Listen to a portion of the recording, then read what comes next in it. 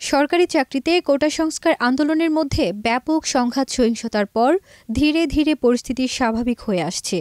দিনে ১১ ঘণ্টা ধরে কারফিউ শিথিল থাকায় জনজীবন স্বাভাবিক হয়ে আসায় সড়কে রীতিমতো যানজটও শুরু হয়েছে। এর মধ্যেই হঠাৎ গতকাল সোমবার রাজধানীর বিভিন্ন পয়েন্টে শিক্ষার্থীদের অবরোধ করার খবর ছড়িয়ে পড়ে। সামাজিক যোগাযোগ মাধ্যমে পুরনো ছবি দিয়ে গুজবও ছড়ানো হয়। তাতে আইনশৃঙ্খলা বাহিনীর তৎপরতাও বেড়ে যায়। আতঙ্কে অনেকে দোকানপাট বন্ধ করে দেন, সড়কও ফাঁকা হয়ে যায়। এমন বাস্তবতায় হঠাৎই রাজধানী জুড়ে এক গোমড় পরিস্থিতি দেখা যায়।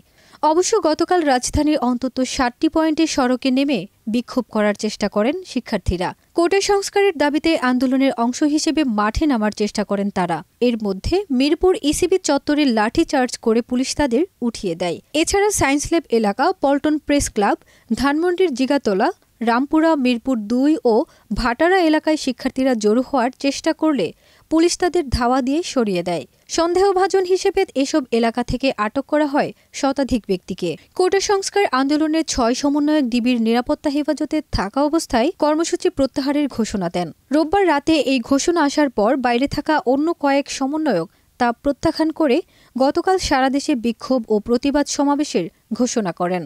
নতুন কর্মসূচির খবরে নগরীর মোড়ে মোড়ে অবস্থান নেন আইনশৃঙ্খলা রক্ষাকারী বাহিনী ও সশস্ত্র বাহিনীর সদস্যরা। নিশ্ছিদ্র নিরাপত্তার মধ্যেই বিভিন্ন স্থানে বিক্ষোভ করার চেষ্টা করেন শিক্ষার্থীরা। তবে তারা সড়ক অবরোধ বা বিক্ষোভের আগেই পুলিশ ধাওয়া দিয়ে ছত্রভঙ্গ করে দেয় এবং বিভিন্ন পয়েন্ট থেকে কয়েকজনকে আটক করে।